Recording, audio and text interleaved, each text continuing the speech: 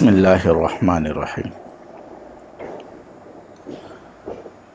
الحمد للہ نحمده ونستعینه ونستغفر ونعوذ باللہ من شرور انفسنا ومن سیئات اعمالنا من يهده الله فلا مضل له ومن يضلله فلا هادي له ونشهد ان لا اله الا الله وحده لا شريك له ونشهد ان محمدا عبده ورسوله اما بعد فاعوذ باللہ من الشیطان الرجیم بسم اللہ الرحمن الرحیم کتب علیکم الصیام کما کتب علی الذین من قبلکم لعلکم تتقون۔ آپ لوگوں کے سامنے جو میں نے قرآن کی آیات تلاوت کی، اس میں اللہ رب العزت نے فرمایا ہے کہ ہم نے آپ پر روزے فرض کیے اور آپ سے پہلے لوگوں پر بھی فرض کیے تھے۔ یہ روزے فرض کیوں کیے؟ اس لیے تاکہ تم لوگ متقین بن جاؤ۔ آپ کو اور ہمیں یہ سب کو معلوم ہے کہ رمضان کا مہینہ شروع ہو گیا، اور رمضان کے مہینے میں بندہ سحری سے لے کر افطاری تک بھوکا پیاسا اللہ کے حکم پر بیٹھا رہتا ہے، اور جب اللہ کا حکم ہوتا ہے یعنی اذان جیسی شروع ہو جاتی ہے اور ٹائم داخل ہو جاتا ہے تو لوگ افطاری شروع کر دیتے ہیں۔ اللہ رب العزت نے فرمایا یہ اس لیے آپ پہ فرض کیے ہیں کہ آپ لوگ تقوی اختیار کرو۔ جب انسان پیاسا بھوکا ہوتا ہے تو نفس کے اندر طاقت نہیں ہوتی ہے کہ وہ گناہ کر سکے، اور انسان کے جب جسم میں طاقت نہ ہو تو وہ کیا گناہ کرے گا اور کیا گناہوں کی طرف سوچے گا۔ یہ نفس کے اوپر ایک تکلیف دہ عمل ہوتا ہے کہ انسان پیاسا بھوکا رہے، اور نفس کے خواہشات کھانے پینے کی ہوتی ہے کہ میں کھا لوں، میں پی لوں، لیکن انسان اس نفس کو دباتا ہے۔ یہ ایک پریکٹس سے ہے، سکھایا جاتا ہے کہ دیکھو نفس کو دبایا جا سکتا ہے۔ جب انسان اپنے نفس کو کھانے پینے سے دبا کے روک دے تو اس طرح اس نفس کو گناہوں سے روکنے کے لیے بھی بچایا جا سکتا ہے۔ یہ پریکٹیکل اللہ رب العزت نے ہمیں بتا دیا کہ دیکھو اس طرح پریکٹس کرو، اپنے نفس کو میری فرما برداری میں لگاؤ، اور اپنے نفس کو اتباع سنت پہ لگاؤ، کیونکہ نفس نہیں چاہتا کہ اللہ رب العزت کی اتباع، حضور کی اتباع کرے اور اللہ کی فرما برداری میں آئے۔ اس لیے کہ نفس کو دنیا کی یہ جو چیزیں ہیں، یہ خواہشات ہے جو اللہ رب العزت نے ہمارے لیے مزین کیا ہے، زین للناس حب الشہوات من النساء والبنین والقناطیر المقنطرۃ من الذہب والفضۃ والخیل المسومۃ والانعام ذالک متاع فی الحیاۃ الدنیا۔ یہ مزین کیا، اللہ رب العزت فرماتے ہیں کہ میں نے آپ لوگوں کے لیے یہ عورتوں کو، یہ دولت کو، یہ گاڑی کو، یہ ساری چیزوں کو، سواری کو، یہ ہر چیز کو تمہارے لیے مزین کیا ہے۔ تو نفس دیکھتی ہوئی چیز کے پیچھے بھاگتا ہے جو ہمیں نظر آتی ہے، پیسہ ہو گیا، دولت ہو گئی، خوبصورت چیز ہو گئی، خوبصورت چیزوں کی طرف بھاگنا، خوبصورت کھانا، خوبصورت پینا، خوبصورت پہننا، یہ نفس کے خواہشات ہیں۔ مقصد یہ نہیں کہ آپ خوبصورتی چھوڑ دو، یہ مقصد نہیں ہے۔ مقصد یہ ہے کہ نفس کے خواہشات کو توڑو۔ جب آپ کی ایک مرتبہ نفس کی خواہشات ٹوٹ جائے، آپ کے دل میں خواہشات نہ ابھرے، ٹوٹ گئی، اس کے بعد آپ پہنو، اس کے بعد آپ سب کچھ کرو، لیکن پہلے اپنے نفس کو عادی کرو، اس کا اتنا عادی کرو کہ وہ جو چیز مانگے اس کی مخالفت شروع کرو۔ جیسے ابھی ہم رمضان میں مخالفت کر رہے، روزہ ہے، پیاس لگی ہے، نفس چاہتا ہے، لیکن ہم اللہ کا حکم ہے کہ پیاسا رہنا ہے۔ بھوک لگی ہے، نفس چاہتا ہے، لیکن اللہ کا حکم ہے کہ بھوکا رہنا ہے، تو ہم بھوکا بھی رہ رہے اور پیاسا بھی رہ رہے، کہ فرض ہے۔ اسی طرح انسان کو اپنا تزکیہ کرنا، اپنے نفس کا تزکیہ کرنا، یہ بھی فرض ہے۔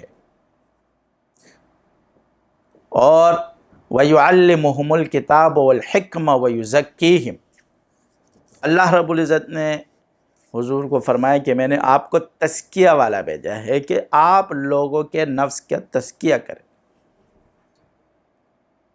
اور یہ ایسا وقت ہے، ایسا دور ہے کہ انسان جب اپنے نفس کی خواہشات چھوڑ کر سنت پہ چلتا ہے تو بہت مشکل کام ہے، بہت۔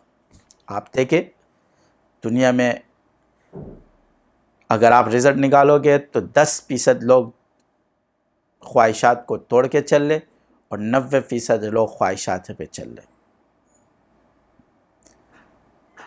تو یہ نفس کو، اپنے نفس کو کے اندر یہ چیز نکالنا، ختم کرنا۔ بایزید بسطامی رحمۃ اللہ علیہ کے بارے میں ایک قصہ میں پڑھ رہا تھا، نظر سے گزرا۔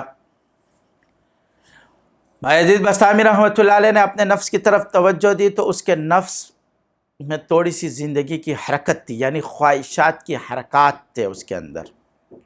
اس نے نفس سے سوال کیا کہ میں نے اتنی مشقتیں تجھ پہ گزاری، اتنے مشقتوں سے تجھے گزار دیا، اس کے باوجود تیرے اندر یہ خواہشات ہے، یہ کیا وجہ ہے؟ یہ وجہ سمجھ میں نہیں آ رہی۔ اس نے کہا ایک وجہ ہے۔ اس نے کہا کیا؟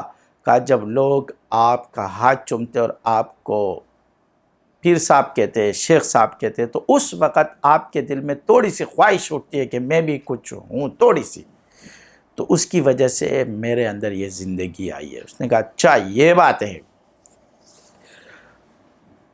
بایزید بسطامی رحمۃ اللہ علیہ جمعے کے دن، جمعے کی نماز کے بعد بڑے بازار میں روزہ کھا رہے تھے۔ دنیا نے چیخیں مارنا شروع کر دی کہ آؤ لوگوں دیکھو اس بایزید کو، اپنے آپ کو اتنا بڑا بزرگ کہتے ہیں، ان کے مریدوں کو بلایا اتنا بڑا بزرگ کہتے ہیں، اور روزہ کھا رہا ہے، اور جمعے کے دن فرض روزہ۔ تو لوگوں نے اس کو ہاتھ چومنا تو درکنار، لوگوں نے ہاتھ ملانا ہی چھوڑ دیا۔ تو اس نے اپنے نفس کو کہا کہ کیسے مزہ چکھا بھی آپ کو؟ کسی شاگرد نے سوال کیا، کہا حضرت یہ بتائے یہ رمضان کا روزہ آپ نے کھایا فرض، یہ کیا وجہ ہے؟ اس نے کہا دیکھو بات یہ نہیں ہے، بات یہ ہے کہ رمضان کا روزہ اگر میں نے کھایا ہے قصدن تو اس کی قضا ہے 2 مہینے مسلسل روزے رکھنا۔ کیا ہے؟ میں رکھ لوں گا، کوئی مسئلہ نہیں، قصدن روزے رکھ لوں گا، جو میں نے قصدن روزہ کھایا ہوا ہے مسلسل 2 مہینے روزے رکھ کے اس کا کفارہ ادا کر دوں گا۔ لیکن اگر میرے نفس کے اندر یہ خواہش دوبارہ ابھری اور آئی اور اس خواہش نے جنم لیا تو یہ میرے ساتھ قبر تک جائے گی، اور یہ خواہش کبھی ختم نہیں ہو سکتی۔ اس لیے میں نے اس خواہش کو، کیونکہ وَيُعَلِّمُهُمُ الْكِتَابَ وَالْحِكْمَةَ وَيُزَكِّيهِمْ، تزکیہ بھی فرض ہے۔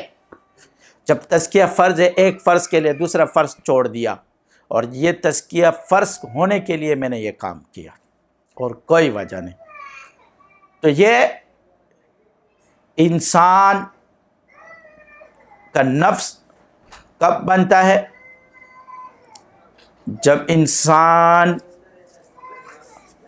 فرما برداری شروع کرتا ہے اور اللہ کی طرف اور اللہ رب العزت کے احکامات کو بجا لاتا ہے اور اپنے نفس کے خواہشات کو توڑتا رہتا ہے،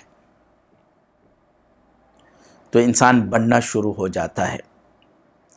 اسی لیے یہ ایک پریکٹس ہے، رمضان کا مہینہ ہے اور رمضان کے مہینے میں آج سے یہ پریکٹس اگر ہم نے شروع کر دی کہ اپنے نفس کے خواہشات کو توڑنا شروع کر دیا تو انشاءاللہ اس پریکٹس میں ہم کامیاب ہو جائیں گے، آگے ہمارے لیے بہت آسانی ہوگی۔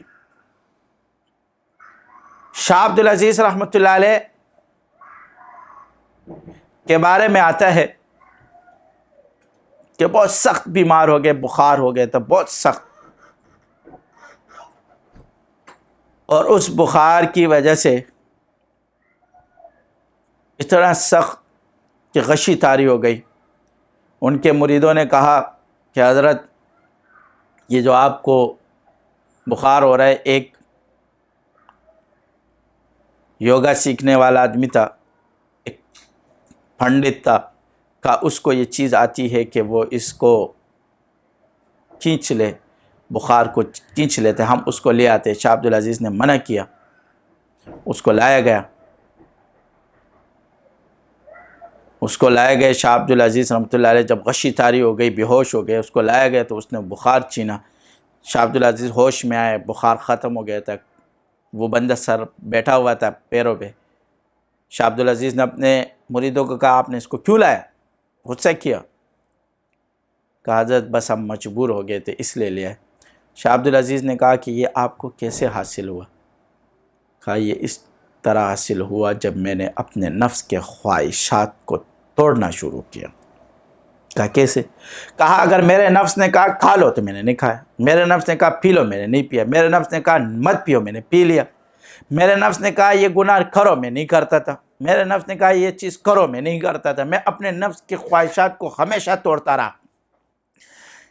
یعنی وہ کافر ہو کر خدا کو نہیں مانتا، بت کو ماننے والا، اپنے خواہشات کو توڑا، ہر خواہشات کو چھوڑا، اللہ رب العزت نے اس کو دنیا میں ایک نعمت دے دی۔ وہ نعمت کیا تھی؟ مخلوق کی خدمت، بخار بیماری کو کھینچنا، یہ نعمت اللہ نے ان کو دے دی۔ یہ کس وجہ سے ملی یہ نعمت؟ اپنے خواہشات کو توڑنے کی، اپنے نفس کی خواہشات توڑنے کی وجہ سے ملی۔ شاہ عبد العزیز رحمۃ اللہ نے فرمایا کہ کلمہ پڑھ لو مسلمان ہو جاؤ، اس نے کہا نہیں میں نہیں پڑھوں گا۔ اس نے کہا دیکھو آپ کا نفس چاہتا ہے کہ کلمہ نہیں پڑھو، آپ نہیں پڑھنا چاہتے۔ اس نے فوراً کلمہ پڑھا، لا الہ الا اللہ محمد رسول اللہ، مسلمان ہو گیا، ایمان لیا ہے، اور اللہ نے اس کو فوراً ولایت دے دی، ولایت کے درجے پہ پہنچا دیا۔ کیوں؟ کہ اس نے اپنے نفس کو بنایا ہوا تھا، محنت کی ہوئی تھی، بس اس کے لیے کوئی مشکلات نہیں تھی۔ آگے اس نے اپنی زندگی سنت پر اور اللہ کی فرمانبرداری میں شروع کر دی۔ تو دیکھو اس نے نفس پر محنت کی، اس محنت کو اللہ نے اس کو ضائع نہیں کیا۔ دیکھو اللہ کسی کی محنت کو ضائع نہیں کرتا ہے، اللہ نے اس کی محنت کو ضائع نہیں کیا، اس کو ایمان دے دیا، ایمان سے نواز دیا، کیونکہ اس نے اپنے آپ کو بنایا تھا، صرف ایمان کی کمی تھی، بس ایک چیز کی کمی تھی، اللہ نے وہ بھی عطا کر دی۔ یہ کیوں؟ یہ اس کے اپنے نفس پر محنت، مشقت، اور اللہ نے اس کو بنا دیا۔ اگر ہم اپنے نفسوں پر محنت و مشقت کریں گے تو ہمارے نفس بھی بننا شروع ہو جائیں گے۔ حضور نے فرمایا قرب قیامت میں کفار مسلمانوں پر ایسے ٹوٹیں گے جیسے ایک دوسرے کو دعوت دی جاتی ہے کھانے پر۔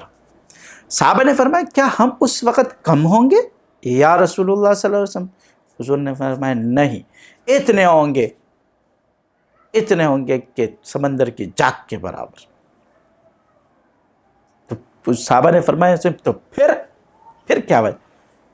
تو حضور نے فرمایا حب الدنیا و کراہیت الموت، جب میری امت دنیا سے محبت کرے گی اور موت سے ڈرے گی، اور جب موت سے ڈرے گی محبت، تو یہ پھر زوال کی طرف چلے جائیں گے اور اللہ کو بھول جائیں گے۔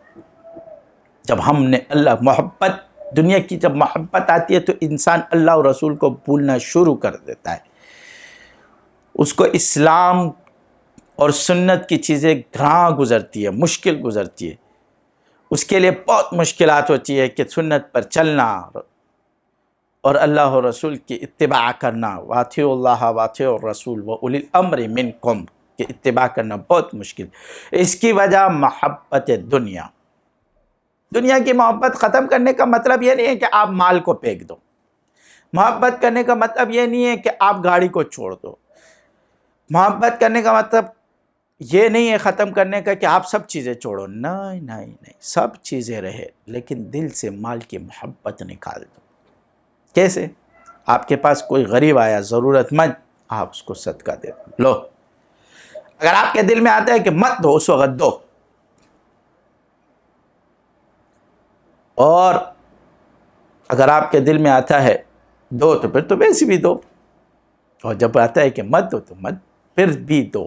تو اس سے آپ کے دل میں مال کی محبت نکلنا شروع ہو جائے گی۔ جب آپ دوسروں کی ضروریات دیکھو گے، کہتا ہے کہ لوگوں سے محبت کرو، پیسے کو استعمال کرو۔ ہماری زبوں حالی کا ایک امت کی زبوں حالی کا ایک مسئلہ، ایک وجہ یہ ہے کہ ہم پیسوں سے محبت کرتے ہیں اور لوگوں کو استعمال کرتے ہیں۔ جو لوگ لوگوں سے محبت کرتے، انسانیت سے محبت کرتے ہیں اور پیسے کو استعمال کرتے ہیں، اللہ ان کو اونچے درجات دیتے ہیں۔ حاتم طائی کافر گزرا لیکن آج بھی مشہور ہے حاتم طائی۔ کیوں؟ اس لیے کہ ان کی سخاوت، اور ان کی ایسی سخاوت دنیا میں مشہور ہے۔ کہتے ہیں کہ اس وقت کا دور کا بادشاہ ان سے بغض کرنے لگا اور انہوں نے اس کے سارے مال کو ضبط کر لیا، ہر چیز کو ضبط کر لیا۔ تو وہ ان کے اوپر انعام لگایا کہ اگر کسی نے حاتم طائی کو میرے پاس لایا مردہ یا زندہ، اتنا انعام دے دوں گا، قتل کرنے کا انعام دے دیا۔ وہ جنگل بھاگ گیا حاتم طائی۔ ایک بوڑھا بوڑھی دونوں بیچارے جنگل سے اپنے لیے لکڑی کاٹتے تھے، تم دونوں باتیں کر رہے تھے آپس میں، کہہ رہے اگر ہمیں حاتم طائی مل گیا نا تو ہم اس کو بادشاہ کے پاس لے کے چلے جائیں گے اور انعام لے لیں گے۔ کیا لے لیں گے؟ تاکہ ہماری یہ بڑھاپے والی زندگی اچھی گزرے۔ کیا گزرے؟ ہماری یہ بڑھاپے والی زندگی کیسے گزرے؟ اچھی گزرے۔ یہ باتیں حاتم طائی سن رہا تھا جنگل میں، وہ نکل آیا، کہا میں حاتم طائی مجھے لے کے جاؤ۔ یعنی لوگوں کی خدمت کی محبت، لوگوں سے محبت اتنی کہ انہوں نے اپنی جان کی بھی دریغ نہیں کی، کہا آؤ مجھے لے کے جاؤ۔ اس نے کہا بھائی ہم سے غلطی ہو گئی، ہم معافی چاہتے، فلاں کرتے، نہیں ہم آپ کو نہیں لے کے جائے، اتنے نیک دل انسان کو ہم کیسے لے کے جائے؟ وہ یہ باتیں دونوں بوڑھا بوڑھی کر، ایک ڈاکو گزر رہا تھا، اس نے دیکھا یہ تو حاتم طائی، اس نے پکڑ کے لے کے چلا گیا۔ حاتم طائی کو لے کے گیا بادشاہ کے سامنے، بادشاہ یہ بوڑھا بوڑھی بھی پہنچ گئے، اس بادشاہ کو کہتے ہیں بھائی یہ اس وجہ سے نکلا تھا، یہ ساری وجوہات بیان کر دی۔ کہا یہ حاتم طائی اس وجہ سے نکلا تھا، باقی یہ ڈاکو نے پکڑ کے نہیں لایا، اس نے اس کو نہیں ڈھونڈا ہے، یہ تو اس وجہ سے ہمارے ساتھ۔ اس نے جب یہ بات سنی، بادشاہ کے دل پہ یہ بات لگی، اس نے کہا کہ اس شخص نے اپنی جان کی بھی پرواہ نہیں کی اور مخلوق کی خدمت کی، تو اللہ نے اس لیے اس کو اوپر کیا۔ واپس دے دو حاتم طائی کو اس کا مال، سب مال واپس کر دے۔ کہا جاؤ اپنی سخاوت واپس چلا، میں تم سے بغض رکھتا تھا، حسد رکھتا تھا، اس کی وجہ سے کہ تمہارا اتنا نام کیوں ہے؟ میں ایک وقت کا بادشاہ ہوں، مجھے کوئی نہیں جانتا، آپ کو دنیا جانتی ہے، آپ کے پیچھے دنیا بھاگتی ہے، صرف یہ وجہ تھی۔ آج وہ وجہ پتہ چلی کہ تم مخلوق سے محبت کرتے ہو، پیسے کو استعمال کرتے ہو، لوگوں سے محبت کرتے ہو۔ جو لوگ پیسے سے محبت کرتے، لوگوں کو استعمال کرتے ہیں، وہ کبھی کامیاب نہیں ہے، چاہے وہ وقت کے حکمران کیوں نہ ہو جائے۔ کامیاب وہ لوگ ہیں جو وقت کو، جو لوگوں کو، مخلوق سے محبت کرتے ہیں، پیسے کو استعمال کرتے ہیں۔ اور یہ وقت ایسا ہے کہ سب گھروں میں بیٹھے، لاک ڈاؤن میں مجبور لوگ بھی بیٹھے، پریشان لوگ بھی۔ آپ کے آس پاس پڑوس میں جو لوگ ہیں مجبور ہے، ان کی پریشانی آپ دور کرو۔ اگر ایک روٹی آپ کھاتے ہو، آپ آدھی روٹی کھاؤ، دوسرے کو ایک آدھی روٹی دے دو، کسی طرح پہنچاؤ، لوگوں کے، مخلوق کی خدمت کرو، اللہ راضی ہو جائے گا، اللہ خوش ہو جائے گا۔ یہ ہم پر امتحان کا وقت ہے، اور اس امتحان میں اللہ ہمیں پاس کرے۔ کمزور لوگ ہیں ہم، ہمارے ایمان تو اتنے کمزور ہے کہ ایک کرونا کا لفظ آیا تو ہم نے ڈر کے مارے سب کچھ چھوڑ دیا۔ یہ ہمارا ایمان ہے، کمزوری۔ ہم یہ نہیں کہتے، لیکن ہماری اپنی کمزوری ہے۔ کمزوری انسان کے ایمان میں ہے، اس کمزوری کو دور کرے۔ اور رمضان کا مہینہ شروع ہوا، اور یہ اللہ نے ہمیں بینیفٹ دیا ہے کہ اس میں آپ پریکٹس کرو، پریکٹیکل آگے چلو، کام کرو، اور اپنے نفس پر محنت کرو، اپنے ایمان پر محنت کرو، ایمان کو مضبوط بناؤ، نفس کو مضبوط بناؤ۔ تو نفس اور ایمان بننے سے بنتا ہے، اس طرح نہیں۔ ایمان اللہ نے ہمیں دے دیا ہے، لیکن اس کو مضبوط کرنے کے لیے اللہ رب العزت نے ہمیں چھوٹ دے دی کہ اب تم چاہے اس کو مضبوط کرتے ہو یا اسی طرح چھوڑتے ہو، کیونکہ فَأَلْهَمَهَا فُجُورَهَا وَتَقْوَاهَا، فجور کا مادہ بھی رکھ دیا، تقوی کا مادہ بھی رکھ دیا۔ ایمان تو ہمیں مفت میں مل گیا، لیکن اس کی مضبوطی کے لیے ہمیں محنت کرنی پڑے گی۔ اس کو بنانے کے لیے، اپنے آپ کو بنانے کے لیے، اس کے لیے ہمیں محنت کرنی پڑے گی۔ بغیر محنت کے ایمان کبھی نہیں بنتا۔ کہتے ہیں عقل ٹوکروں سے بچاتی ہے، کہتے ہیں عقل ٹوکروں سے بچاتی ہے، لیکن مصیبت یہ ہے کہ بغیر ٹوکر کی عقل آتی بھی نہیں ہے۔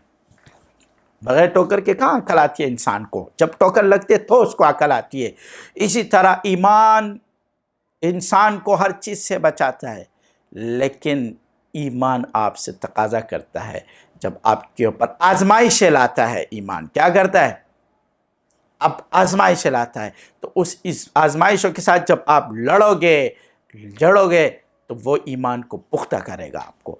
تو ایمان آپ کو آزمائشوں سے بچاتا بھی ہے، لیکن ساتھ میں لاتا بھی ہے۔ آزمائش آتی بھی ہے، وہ بچاتا بھی ہے، اسی سے انسان کا ایمان مضبوط ہوتا چلا جاتا ہے، جیسے عقل ٹوکروں سے بچاتی ہے لیکن بغیر ٹوکر کے نہیں آتی ہے، اسی طرح ایمان مضبوطی آزمائش ہوتا ہے۔ جب تک آزمائش آئے گی نہیں، اس وقت تک انسان کے ایمان کا پتہ بھی نہیں چلتا ہے، کیونکہ اللہ رب العزت نے فرمایا ہے کہ ہم آپ کو آزمائیں گے۔ کس چیز سے آزمائیں گے؟ وَلَنَبْلُوَنَّكُمْ بِشَيْءٍ مِّنَ الْخَوْفِ، خوف سے آزمائیں گے۔ کتنا خوف پھیلایا! اب ایمان کا پتہ چلتا ہے انسان کے کہ اس خوف میں کس کا ایمان پختہ ہے اور کس کا کچا ہے۔ وَلَنَبْلُوَنَّكُمْ بِشَيْءٍ مِّنَ الْخَوْفِ وَالْجُوعِ وَنَقْصٍ مِّنَ الْأَمْوَالِ وَالْأَنفُسِ وَالثَّمَرَاتِ وَبَشِّرِ الصَّابِرِينَ۔ اللہ فرماتے ہیں الف لام میم احسب الناس ان یترکوا ان یقولوا آمنا وهم لا یفتنون۔ میں تمہیں آزماؤں گا کس چیز سے؟ وَلَنَبْلُوَنَّكُمْ بِشَيْءٍ مِّنَ الْخَوْفِ، خوف ڈال دوں گا، اتنا خوف ڈال دوں گا، اتنا خوف کہ آزمائش میں اب جو بندہ اپنے آپ کو خوف سے ایمان کو مضبوط رکھتے ہیں، اللہ کہتا ہے کون لوگ اس میں محفوظ ہوتے ہیں؟ الا ان اولیاء اللہ لا خوف علیہم ولا هم یحزنون۔ کہتے ہیں وہ لوگ، الا بذکر اللہ تطمئن القلوب، کون لوگ اس خوف سے بچے ہوں گے؟ الا بذکر اللہ تطمئن القلوب، وہ لوگ اطمینان میں ہوں گے جو لوگ ذکر کریں گے۔ کیا کریں گے؟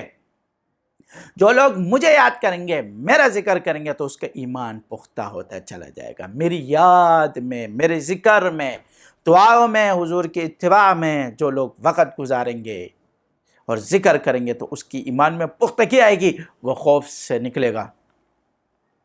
تو پھر اللہ رب العزت جب وہ ذکر کرتا ہے تو اطمینان قلب کے لیے اللہ نے کہا کہ الا ان اولیاء اللہ لا خوف علیہم ولا هم یحزنون، یہی میرے دوست ہیں، یہی میرے اولیاء ہیں، ان کو خوف اور ڈر نہیں ہوتا ہے، وہ خوف آیا بھی ہوتا ہے، یہ اتنا ذکر کرتے ہیں اور ذکر کی وجہ سے یہ خوف ان کے قریب بھی نہیں آتا ہے۔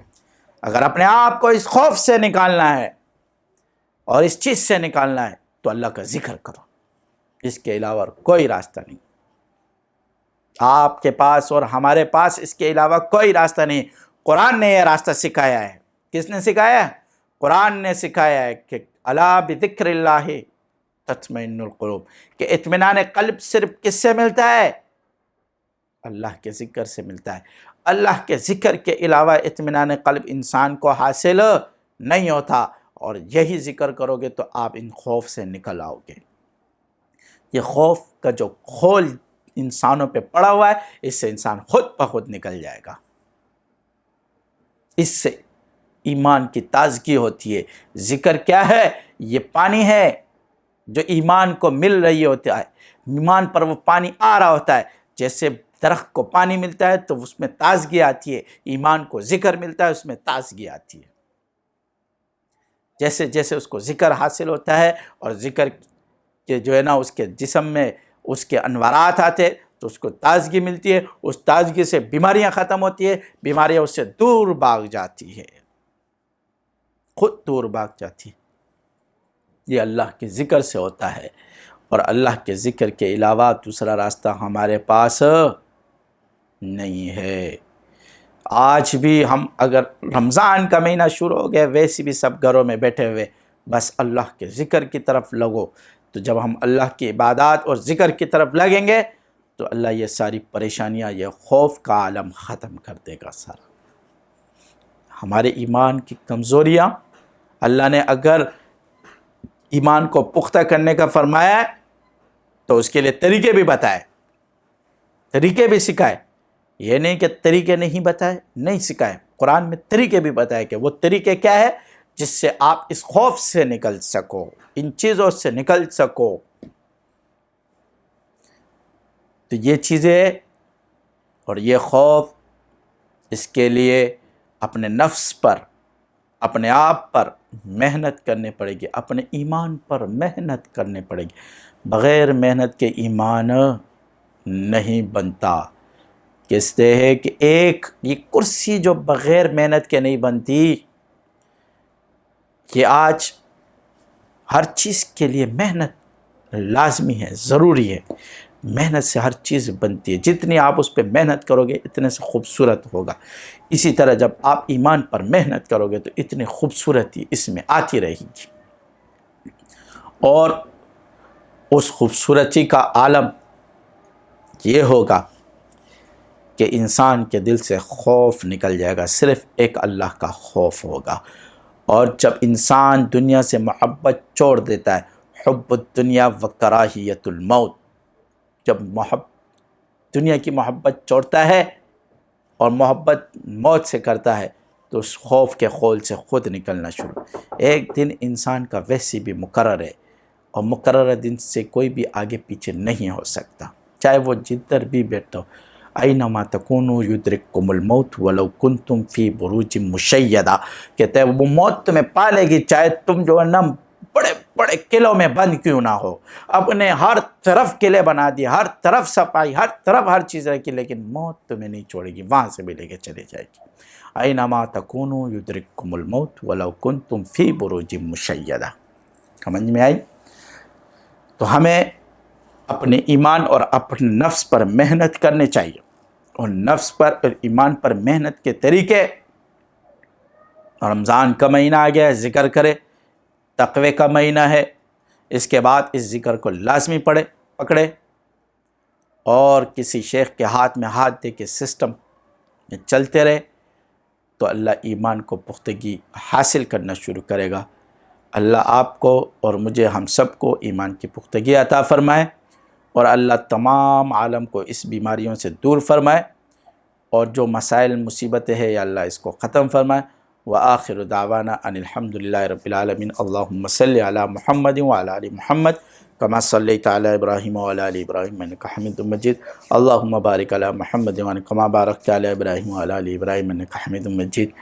یا اللہ ہمارا صغیرہ کبیرہ گناہوں کو معاف فرما دے، یا اللہ ہم گناہگار ہے، خطا کار ہے، سیاہ کار ہے، تو ہمیں معاف فرما دے۔ یا اللہ تو اپنا فضل و کرم کا معاملہ فرما دے، یا رب تو اپنا فضل و کرم کا معاملہ فرما دے۔ یا اللہ جو یہ بیماریاں ہیں یا اللہ اس کو ختم فرما دے، یا اللہ جو یہ عذاب ہے یا اللہ اس کو ختم فرما دے۔ یا اللہ ہمارے ساتھ ہمارے ایمانوں کو پختہ کر دے۔ یا اللہ ہم تیرے گناہ، ربنا آتنا فی الدنیا حسنہ وفی الآخرۃ حسنۃ وقنا عذاب النار۔